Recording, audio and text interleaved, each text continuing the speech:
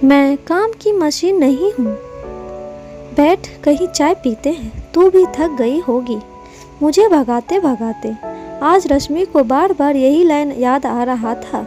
जब से रोहित ने आकर उससे ये कहा कि रश्मि ऐसा है कि मेरे ऑफिस में जो अजय है ना, उसकी वाइफ 1 महीने के लिए अपने मायके गई है, तो मैं उसे कह दिया है कि 1 महीने के लिए उसका लंच मैं ले जाऊंगा, तुम बना देना। रश्मि ने बस उसे इतना ही कहा। पूरे ऑफिस में आप पूछ आते कि किस की वाइफ अपने मायके गई है, मैं उन सब का भी लंच बना देती।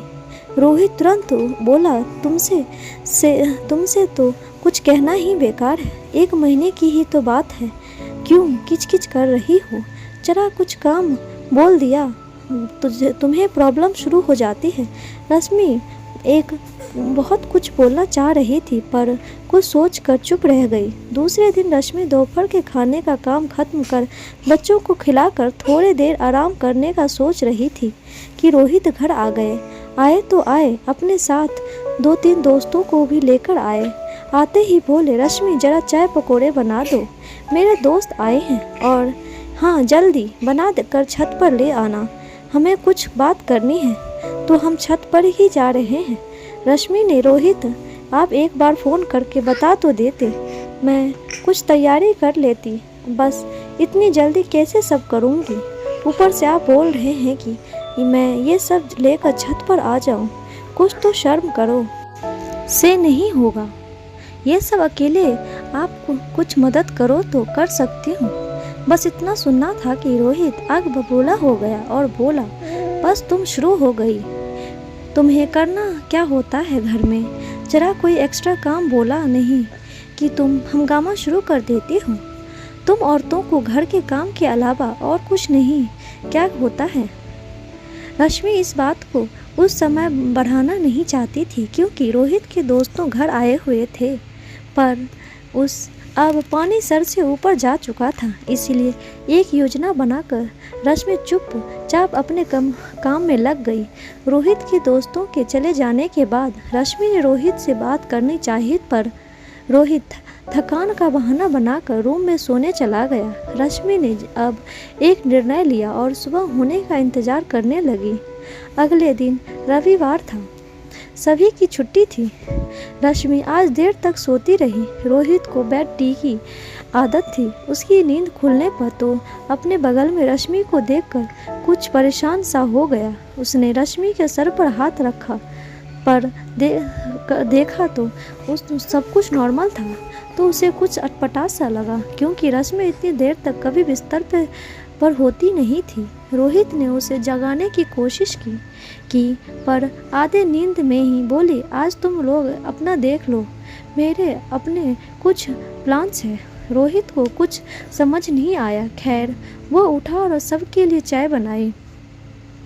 रोहित के मम्मी पापा को बहुत आश्चर्य हुआ क्योंकि आज से पहले ऐसा कभी नहीं हुआ था कि उनका रोहित या तो हमेशा हड़बड़ी में रहता था या रश्मि पर चिल्लाता ही मिलता था। थोड़ी देर में रश्मि तैयार होकर नीचे आई। उसने इतने अच्छे से अपने आप को आज तैयार किया कि रोहित की नज़र उस पर टिक गई।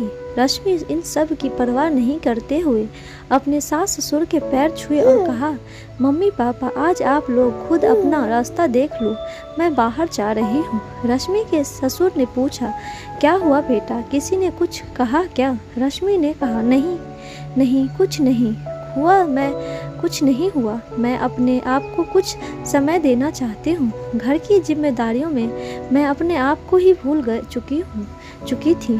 फिर मैं भी इंसान हूँ, मैं कोई काम करने की मशीन नहीं हूँ। मशीन को तो फिर भी सर्विसिंग मिल जाती है, हमें तो 365 दिन एक ही रूटीन में रहना पड़ता है, बिना रुके बिना थके। और लोगों को इस बात की भी परवाह नहीं होती है कि कभी मुझे भी थकान होती होगी। इसीलिए अब बहुत हुआ, मुझे खुद की ज़िंदगी जीनी है, वो भी अपनी खुशी को देखते हुए। इतना कहकर रश्मि बिना पीछे मुड़े या देखे अपने प्लान के अनुसार अपने आज को एक नई शुरुआत देने के लिए पहला कदम बढ़ा दी।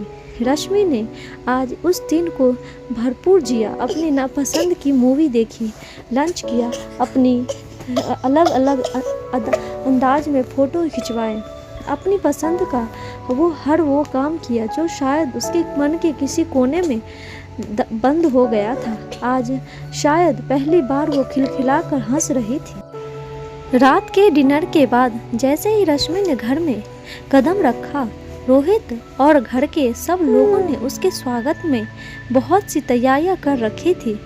सभी के हाथ में सॉरी का बोर्ड था और साथ में एक गुलाब। सबसे पहले रोहित आगे बढ़कर सॉरी बोला और ज़ोर से बोला, रश्मि, हम सबको माफ़ कर देना, हमने तुमसे तुम्हारी हंसी छीन ली।